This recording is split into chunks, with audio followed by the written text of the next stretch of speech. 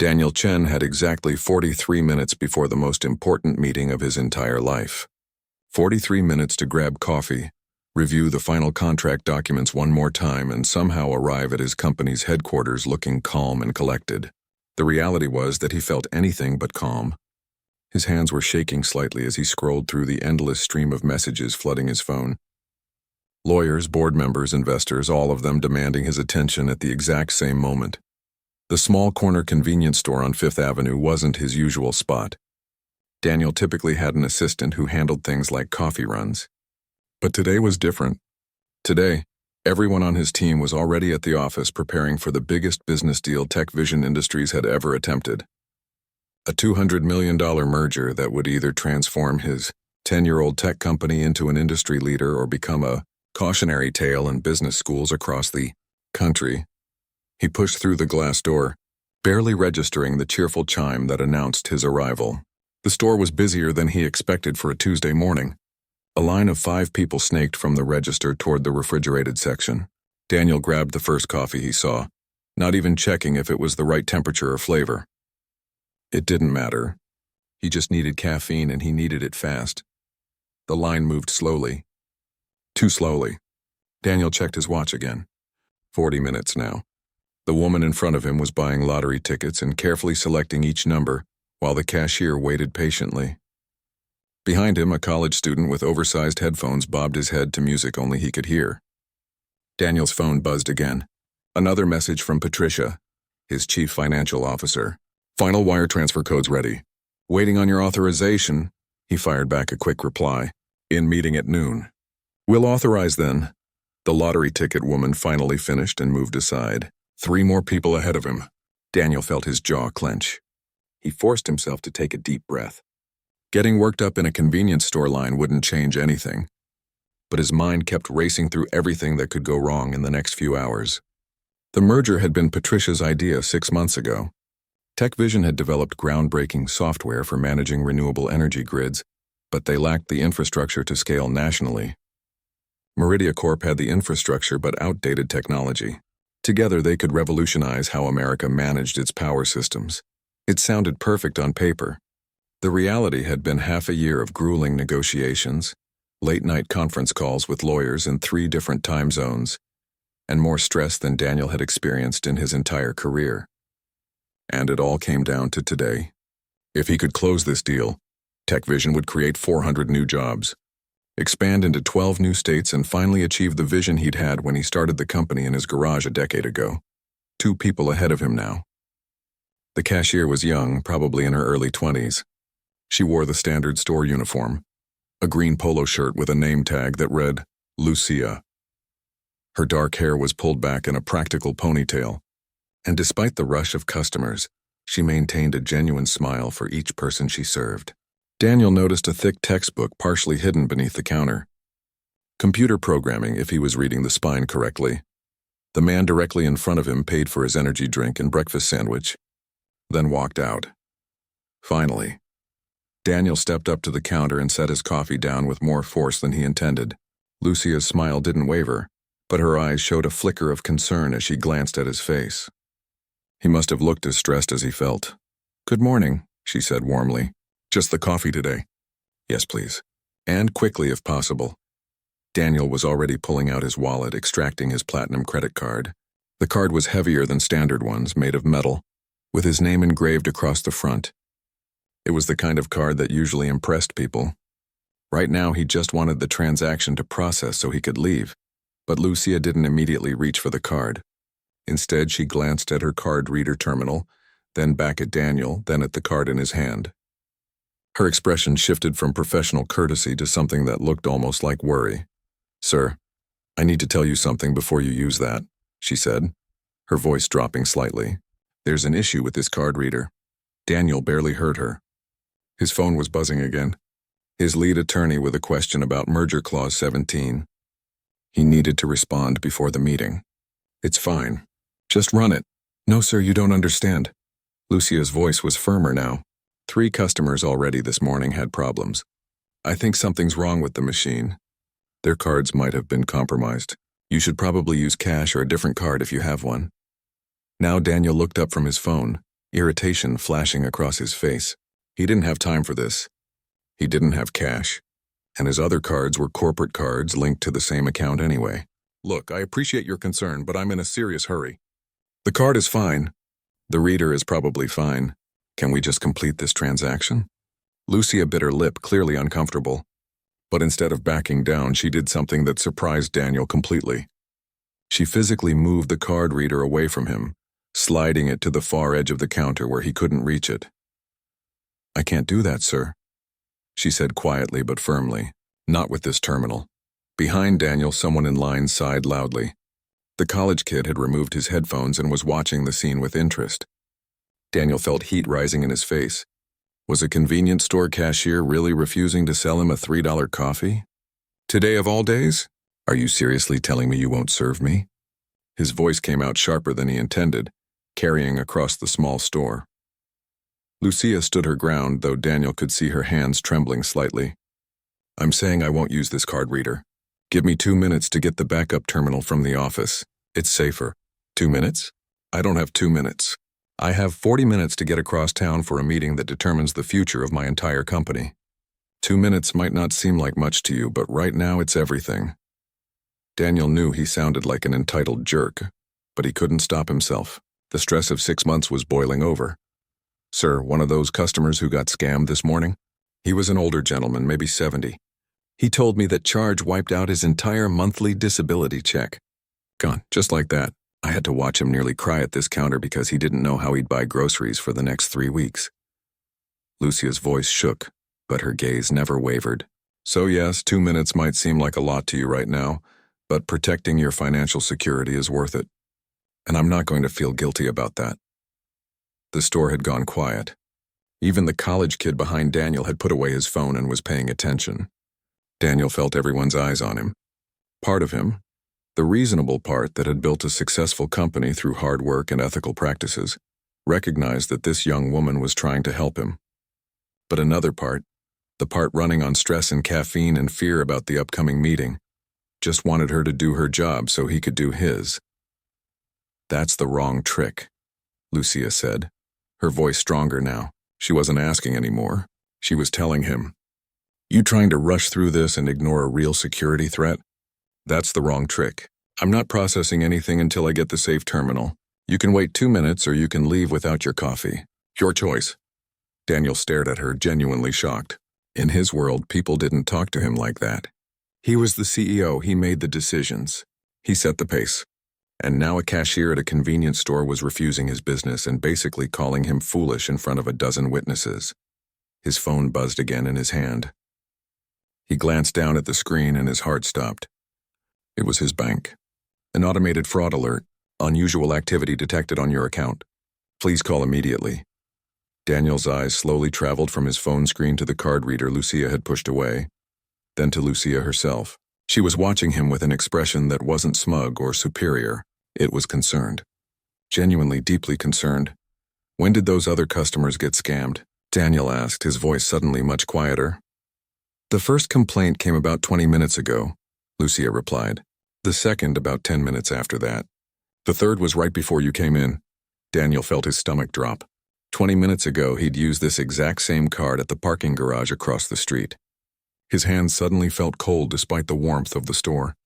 "I think," he said slowly, "I need to call my bank right now." Daniel stepped to the side of the counter, his hands already dialing the number on the fraud alert message. The line of customers behind him groaned collectively, but he barely heard them.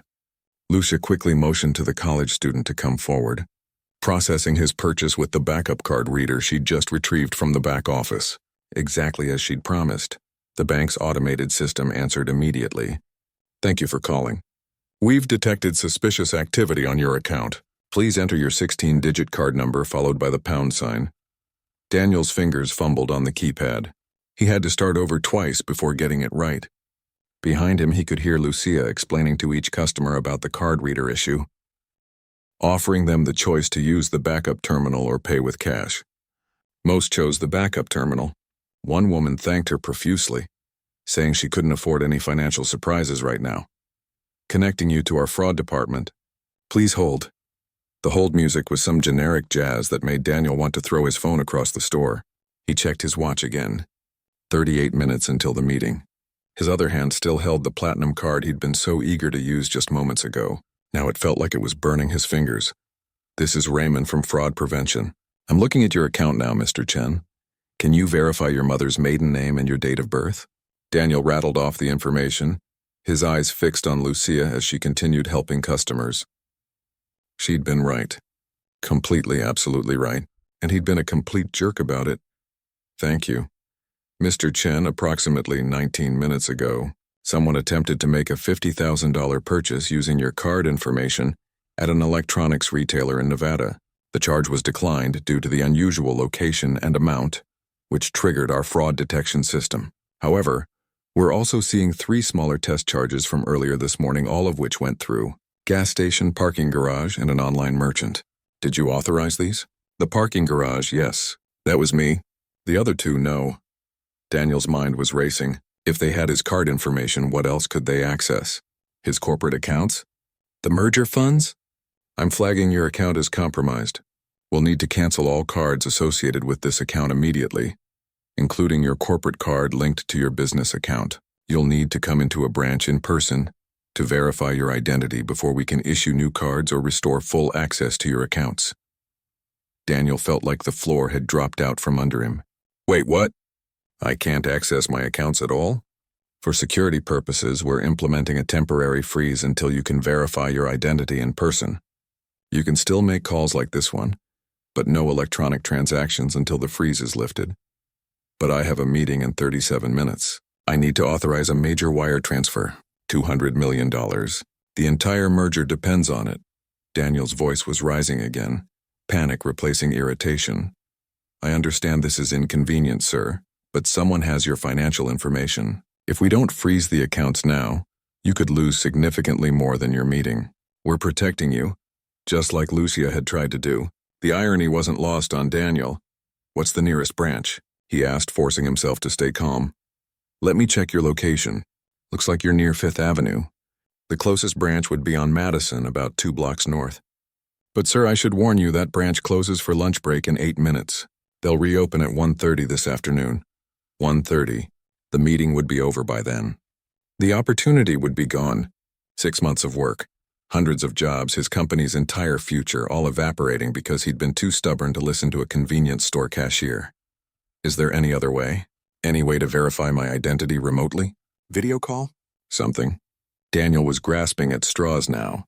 Unfortunately, no. Federal banking regulations require in-person verification for fraud cases of this magnitude. "I'm very sorry." Daniel ended the call and stood there staring at his phone like it had personally betrayed him. The convenience store suddenly felt too small, too warm, too crowded. His carefully constructed world was falling apart over a $3 cup of coffee he still hadn't even paid for. "Sir?" Lucia's voice broke through his spiraling thoughts. The line had cleared while he was on the phone. "Are you okay?" "No," Daniel said honestly. "No, I'm really not okay."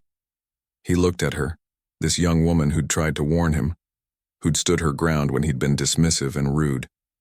"You were right. About everything. And I was wrong. Very wrong." Lucia's expression softened. "What did the bank say?" "They froze my accounts. All of them.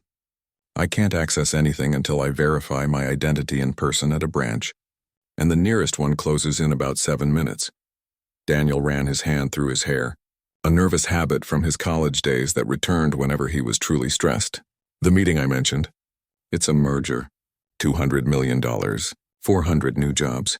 Everything my company has worked toward for 6 months. And without access to my accounts, I can't authorize the final transfers. The whole deal will collapse."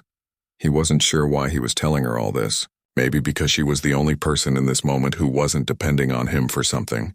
Or maybe because he needed someone to understand just how badly he'd messed up by not listening. Lucia was quiet for a moment, thinking. Daniel could almost see the wheels turning in her head. Then she pulled out her own phone from her pocket.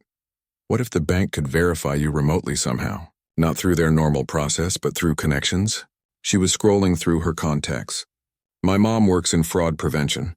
Different bank, Pacific Trust, but she's been in the industry for 20 years. She knows people everywhere. Maybe she could help speed things up or find a workaround. Daniel blinked. Why would you help me? I was rude to you. I didn't respect your judgment.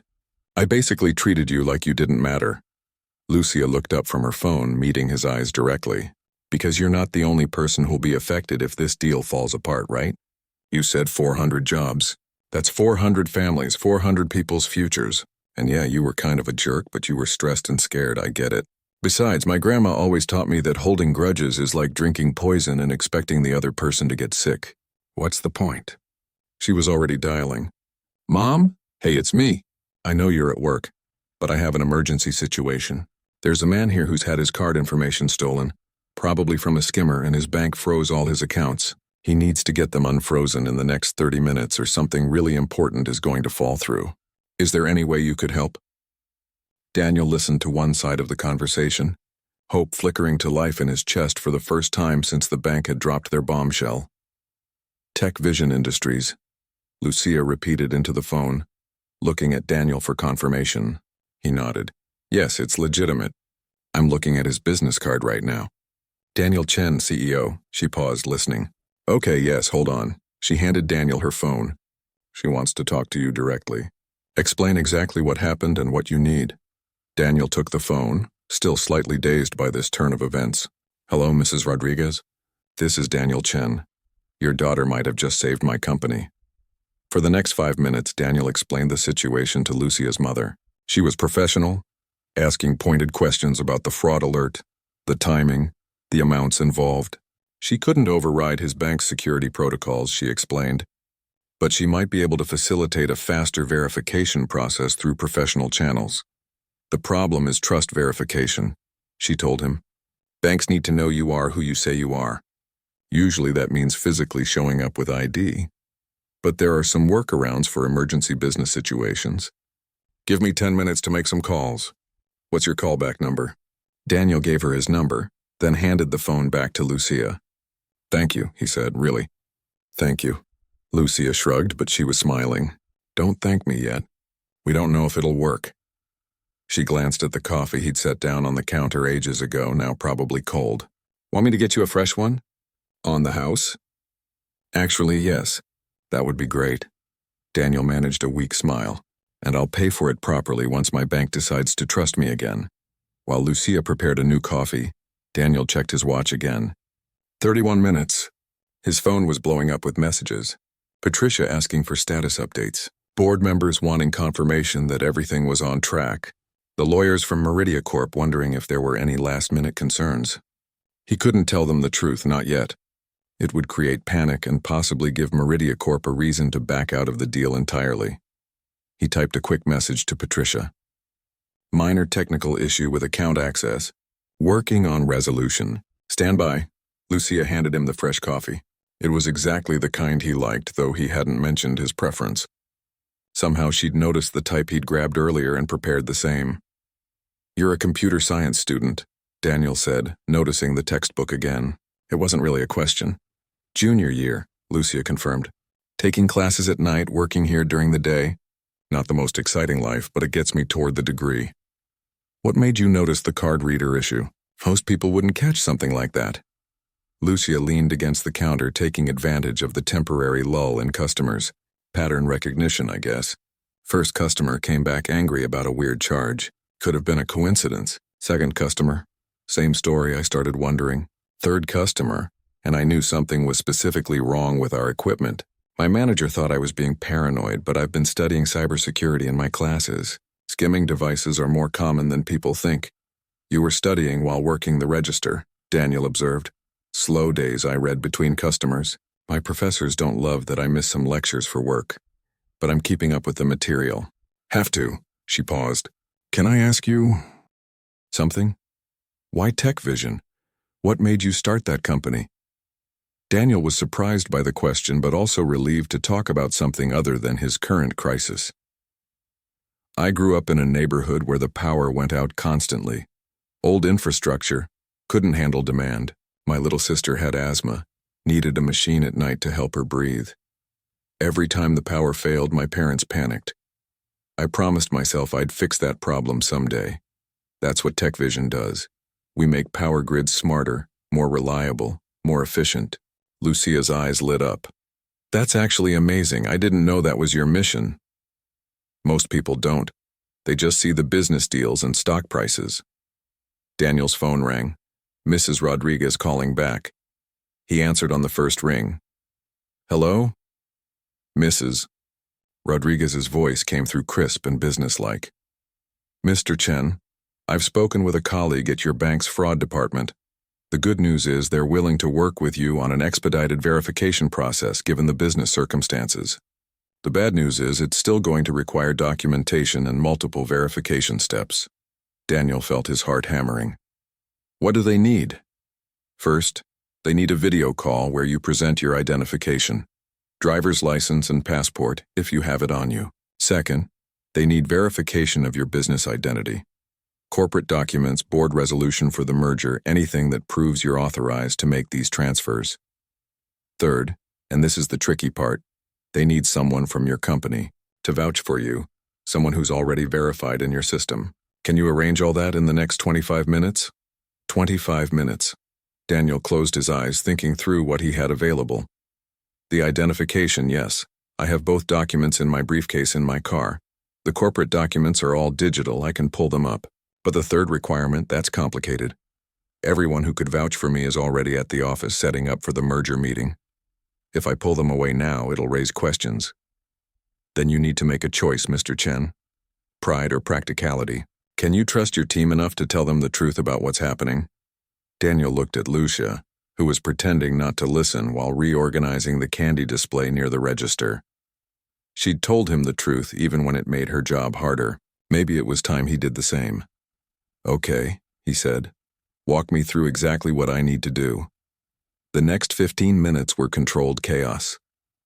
Daniel retrieved his briefcase from his car, nearly jogging the block and a half there and back. Lucia cleared the back office area and set up her manager's desk for the video call. The manager himself was less than thrilled about the disruption until Lucia quietly explained who Daniel was and what was at stake. Then he became surprisingly helpful, even offering to handle the register alone so Lucia could assist. Daniel called Patricia first. Before you say anything, I need you to listen to the whole story. He explained everything. The card skimmer, the fraud alert, the frozen accounts. There was a long silence on the other end when he finished. So you're telling me, Patricia said slowly, that our entire merger almost collapsed because you insisted on buying coffee at a convenience store instead of letting someone help you? That's exactly what I'm telling you. Another pause. Then Patricia laughed. It wasn't a happy laugh. It was the laugh of someone who'd aged 10 years and 6 months and just realized how close they'd come to disaster. Daniel, you're going to owe that cashier more than you can possibly imagine. What do you need from me? Daniel outlined Mrs. Rodriguez's requirements. Patricia immediately jumped into action, pulling up documents, preparing to join a verification call, and somehow keeping the rest of the team calm without revealing the full extent of the problem. The video call with the bank took 12 precious minutes. Daniel sat in the cramped back office, Lucia standing just outside the frame in case he needed anything. He presented his identification documents to 3 different bank representatives. He pulled up corporate filings, board minutes, authorization documents. Patricia joined from her office, confirming Daniel's identity and his authority to execute the merger transfers. The bank representative, a stern-faced woman named Helen, reviewed everything with painstaking attention to detail. Daniel watched the clock on the wall behind her, each tick feeling like a hammer blow. 18 minutes until the meeting. 17. 16.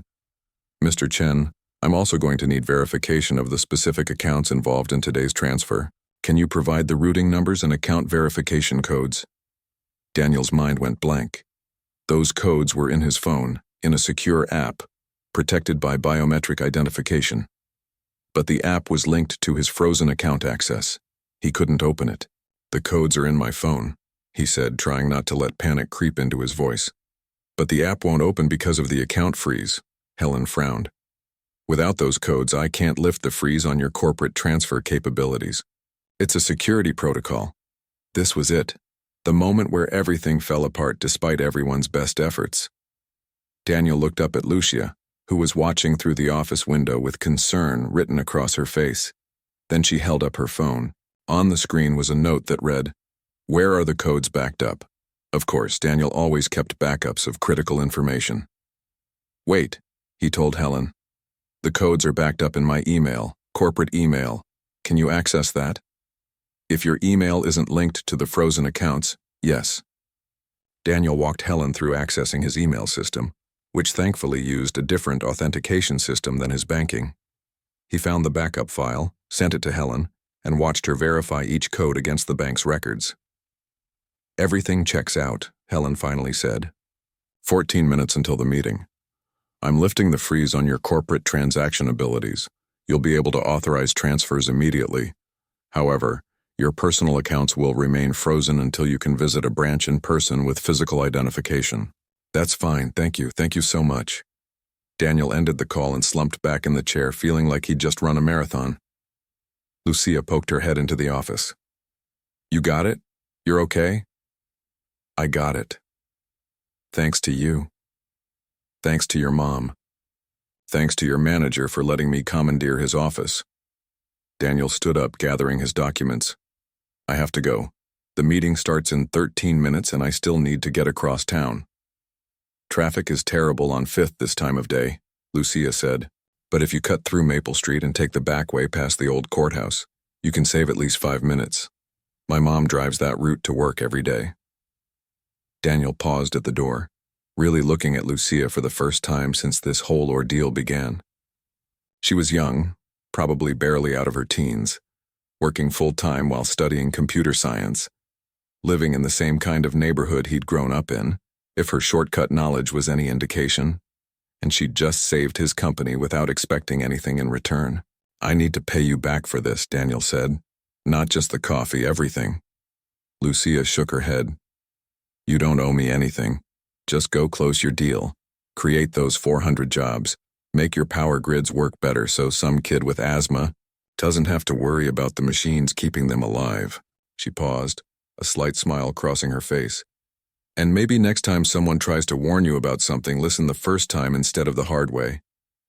Daniel laughed despite the stress. Deal. But I'm serious about the payback. Can I at least have your contact information? Once this merger is done, I'd like to properly thank you. Lucia hesitated, then grabbed a receipt and scribbled her email address on it. Sure, but only if the meeting goes well. If it falls apart, I don't want to hear about it. I'll feel too guilty. It won't fall apart. Daniel took the receipt and headed for the door. Not after coming this far.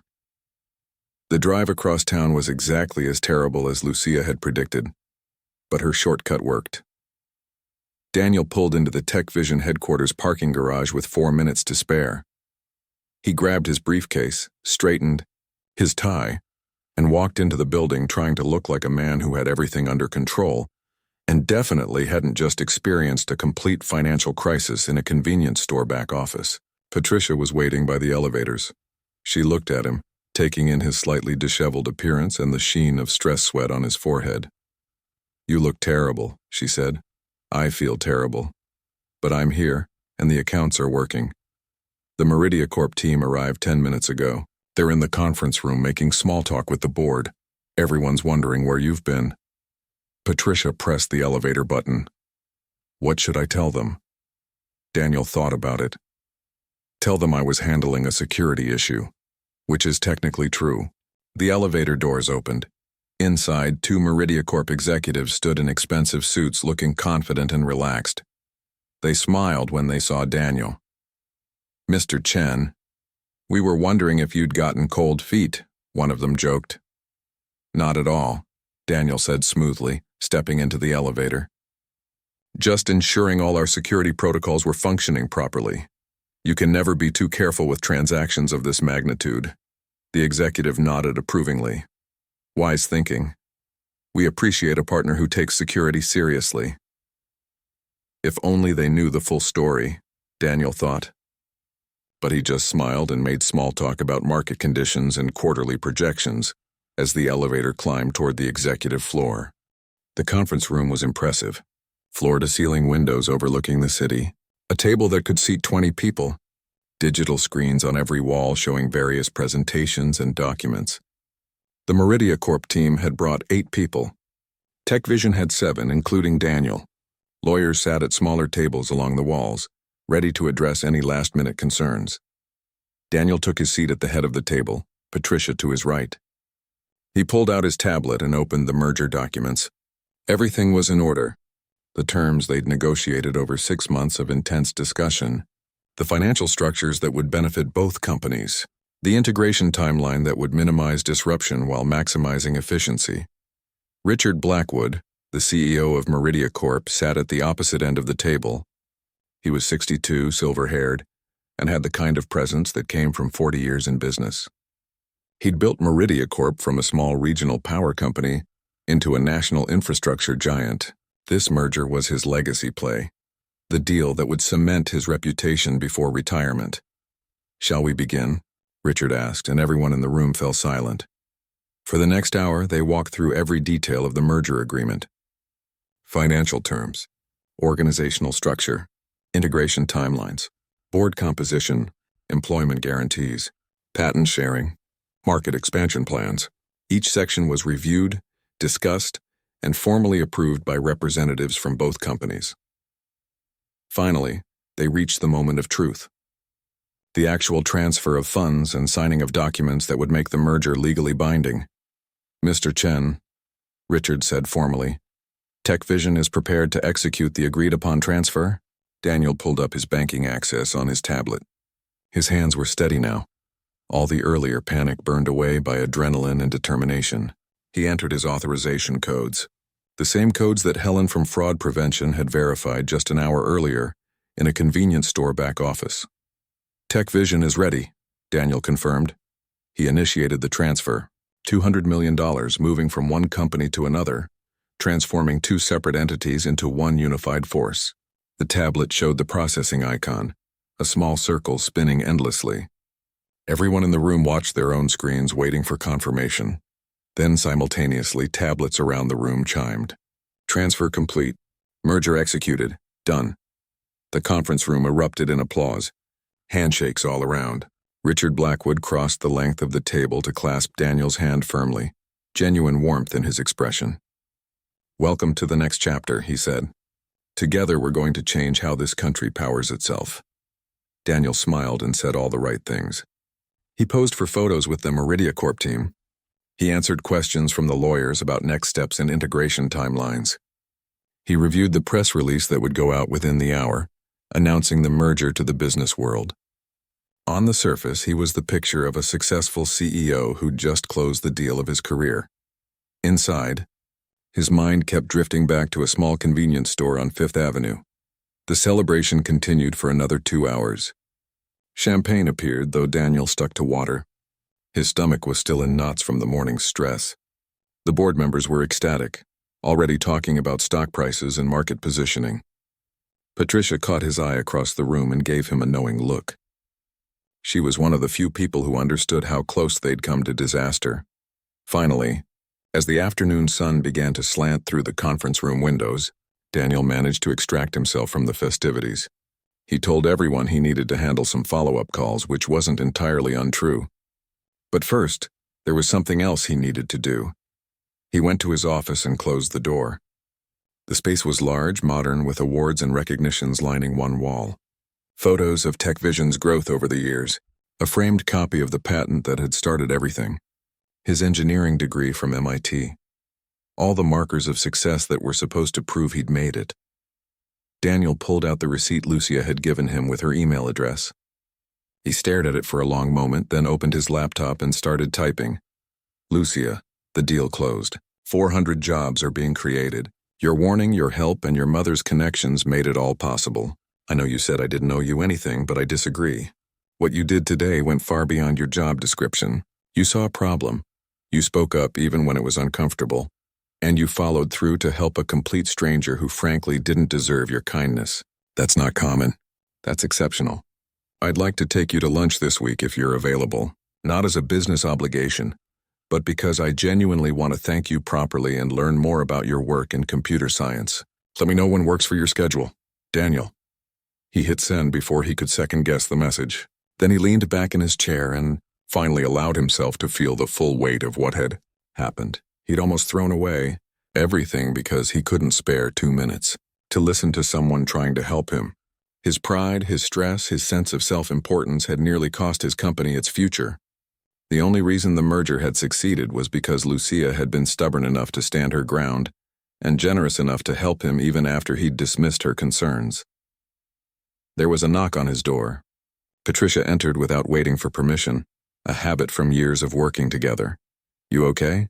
she asked, settling into the chair across from his desk. "You've been weird since the meeting ended. Everyone else is celebrating and you're hiding in your office." "I'm processing," Daniel said. "Today was too close, Patricia. Way too close, I know. I've been processing too." She paused. "I've been thinking about what that cashier told you. About the elderly man who lost his disability check to the card skimmer. That could have been us. Not the money, obviously, but the principle.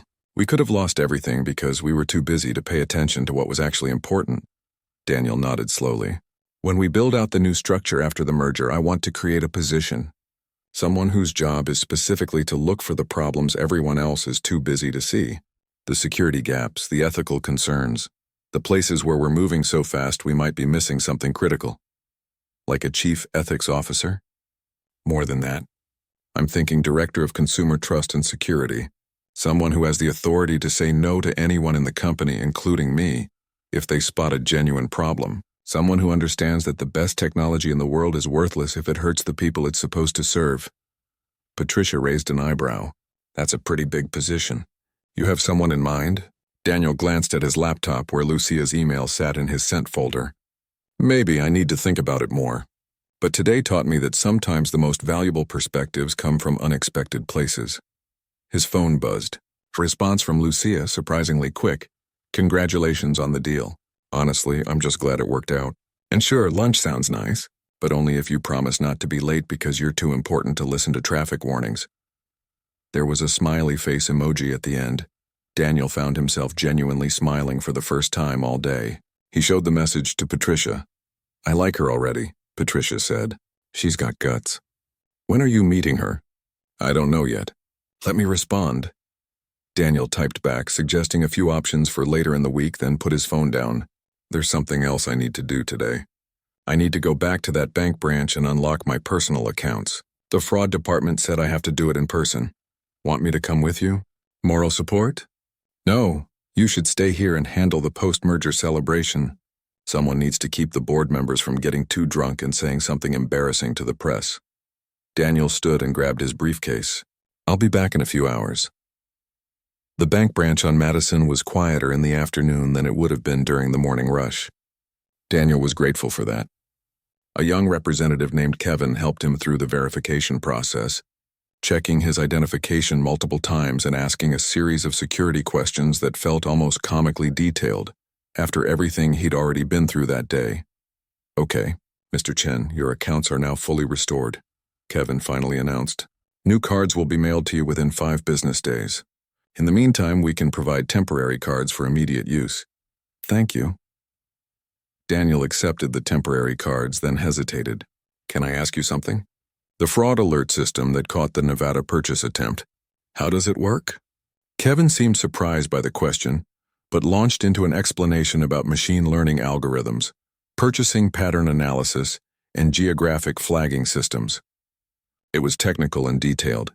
Exactly the kind of thing Daniel usually loved discussing. "The problem is," Kevin concluded, "the system can only catch fraud after someone tries to use the stolen information.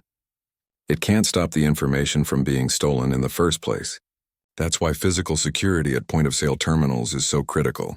Card skimmers are getting more sophisticated every year.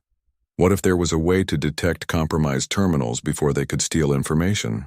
Daniel asked, his mind already working through possibilities. Real-time monitoring of payment terminal behavior, looking for anomalies that suggest tampering or skimming devices? Kevin's eyes lit up. That would be revolutionary. But the technical challenges would be enormous.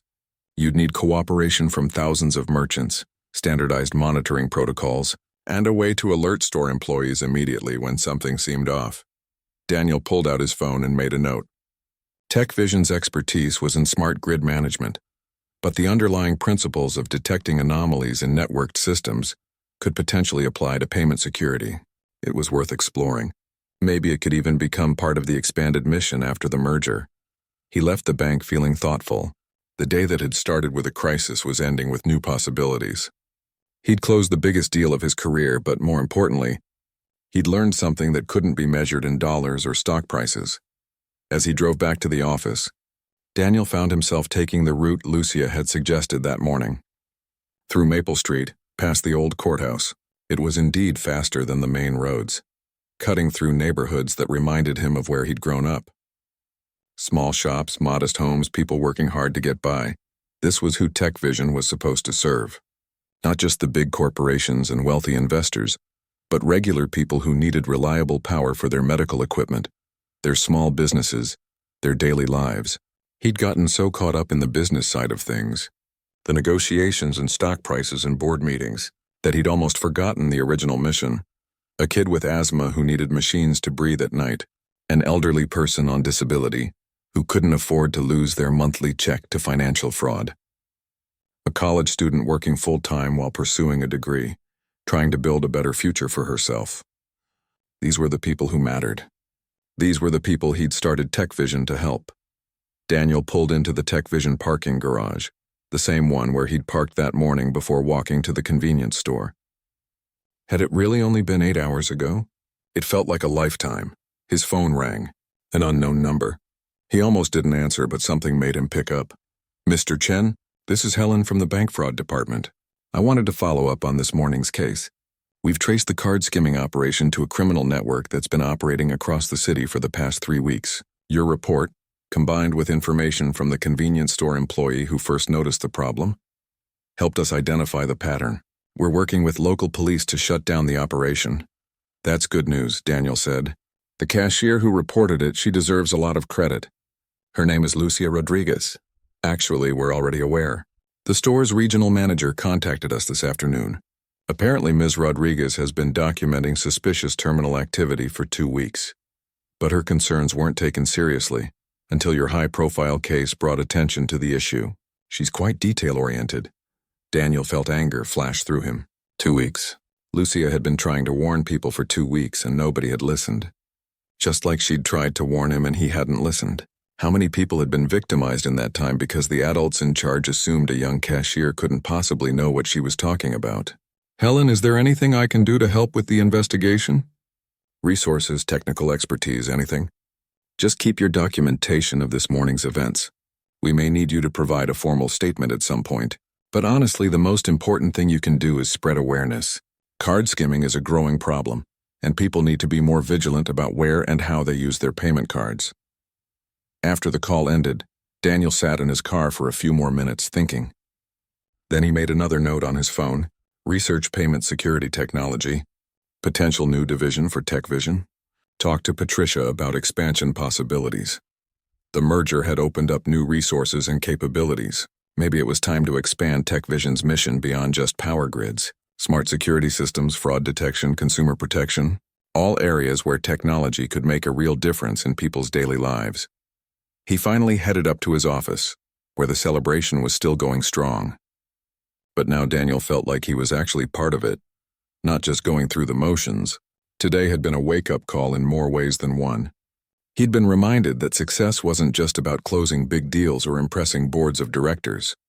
It was about staying true to the mission, listening to people who saw problems he was too busy to notice, and using resources wisely to help those who needed it most. Patricia found him again as the party was winding down. "You look different," she observed. "More settled." "I am," Daniel agreed. "I think today gave me some perspective I really needed." 3 days later, Daniel found himself sitting in a quiet cafe near the university campus, waiting for Lucia to arrive. He'd suggested several upscale restaurants, but she'd politely declined, saying she only had an hour between her shift at the convenience store and her evening classes. This cafe was halfway between both locations, practical and efficient.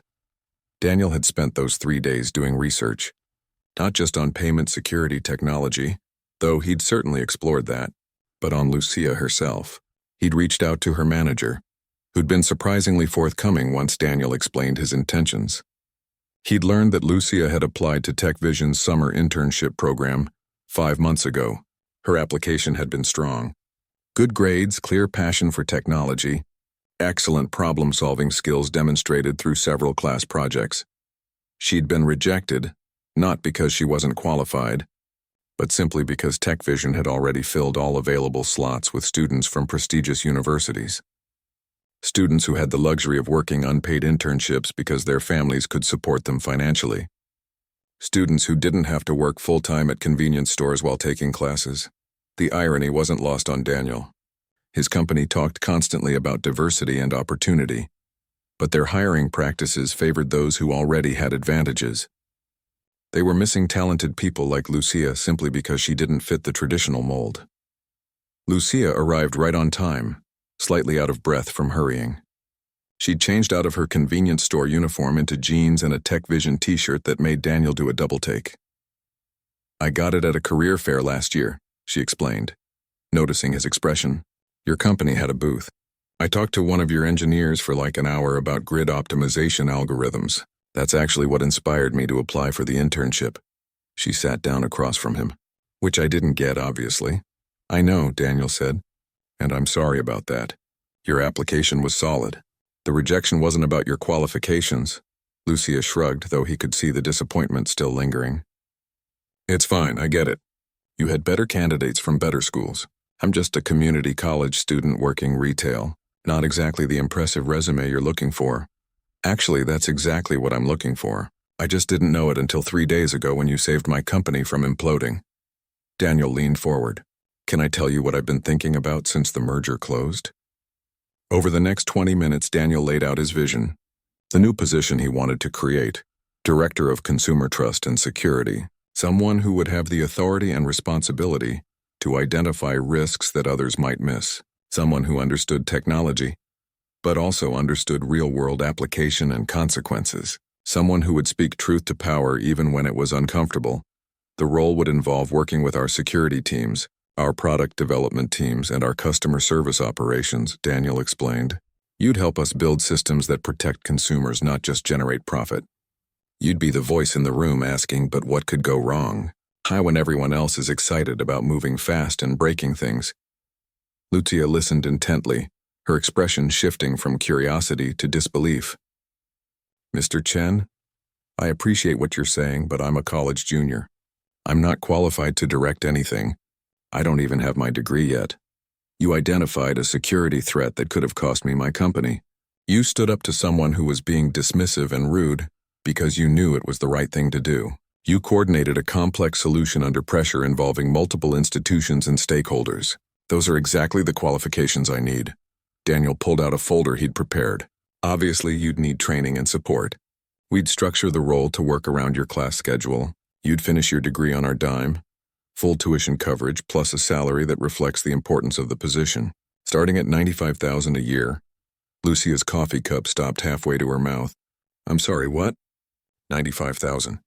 "It's competitive for a director-level position, and honestly, considering what you did for TechVision, it's the least we can offer. Mr. Chen, I make $12 an hour at the convenience store. You're talking about a number that's more than my mom makes after 20 years in banking." "This doesn't make sense," Daniel smiled. "It makes perfect sense. You have something that can't be taught in any university. You have integrity. You pay attention to details others miss. You care about protecting people, not just following procedures. Those qualities are rare, especially in the tech industry where everyone's racing to be first to market regardless of consequences."